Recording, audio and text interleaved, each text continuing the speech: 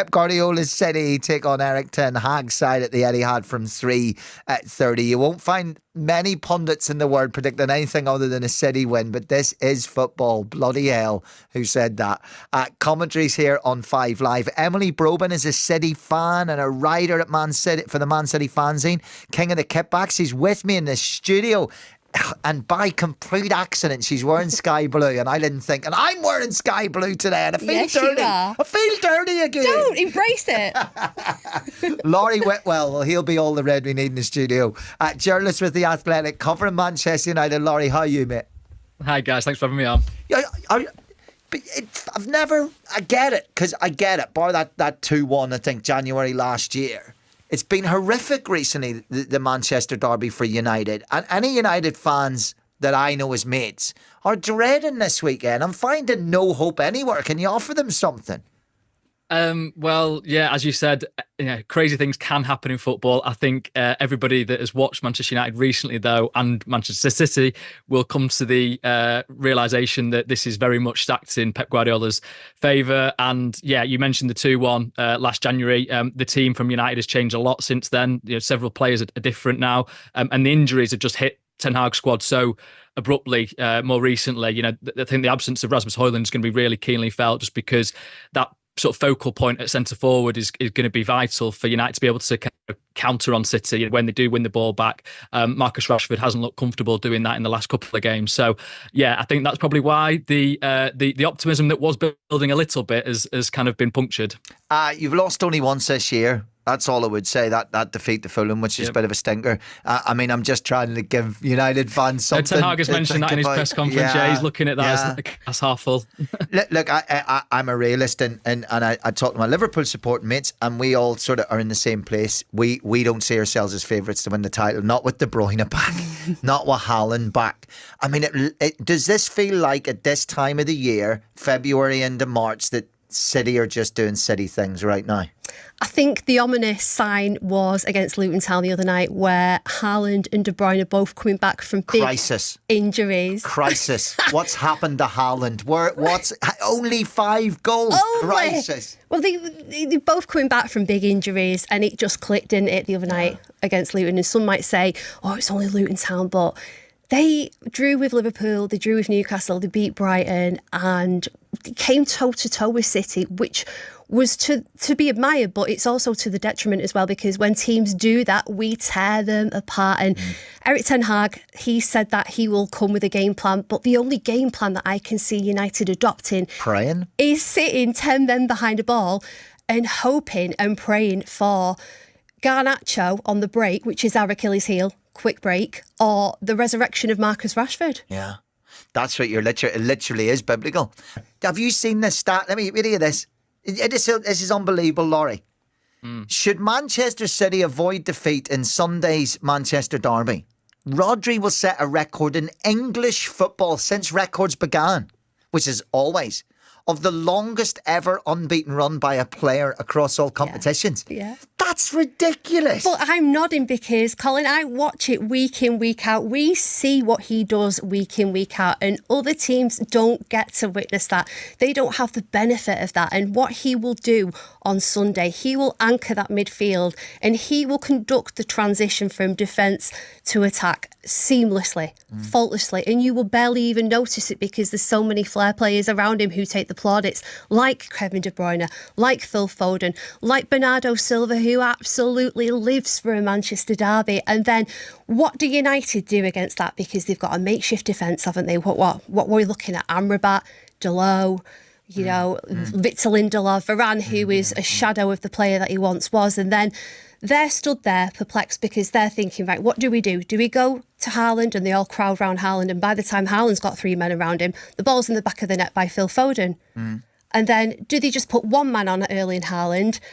Well, if you do that, he'll just brush you off, storm past you and find the back of the net. So it's a conundrum that Eric Ten Hag has to solve, but I just don't think he has the tools, the players, to actually come up with a plan. I'm not talking to Emily ahead of the Liverpool game next weekend.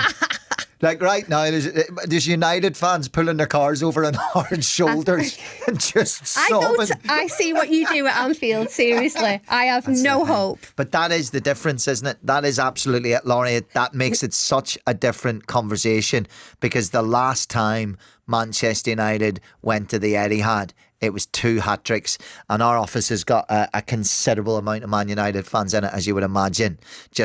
I can look from here and see Old Trafford from where we sit, and the amount of times I've heard Phil Foden's name today, that scar is still open, isn't it? Huge. And I was there at the stadium that day, and it was a whirlwind for United. They got overwhelmed. They were, sort of in a good mode actually under Erik ten Hag, and City just swatted them aside, and actually they went easy on them in the second half, really, and that's what made it a 6-3 scoreline. Anthony Martial getting a couple of consolations, but that game at Luton actually in the week reminded me of that game again, because you had De Bruyne and Haaland linking up so well together, and it was different kinds of goals as well. It was different movement from Haaland. So as you're just saying there, like if United try and drop deep, then I have no doubt that City will be able to sort of prize them apart in different ways. And I think you're right. The makeshift defence is the real concern, because if United had a back four that they could rely on and that all knew their roles and how to play in those positions. I mean, Sofiane Amrabat was left back in the first half for Nottingham Forest this week. It did not look comfortable at all. Had to switch to right back, and then Dalot comes across to left back, and it's just all sort of having to make do. And that's not what you want when you're coming up against a team like City that absolutely know their roles. And even beyond that, when United have won games this season, it's felt a bit fragile. It's had to rely on a bit of a chaos kind of vibe to it, because the midfield is easily bypassed, and you've got a defence that kind of wants to drop, and you've got attackers that are perhaps trying to press high, and you've got this big space in the middle where Casemiro's sort of, he's not what he was last season, and even then, he's been asked to perform a lot in midfield. Kobbie Mainoo, I think he's a brilliant player. It's a lot to ask of him as an 18-year-old going into his first derby. It'd be interesting to see what team Erik ten Hag does pick. Whether he could he go Scott McTominay up top and kind of have Rashford, back in his preferred role on the left wing. Yeah. I know. Yeah, are you up for that one?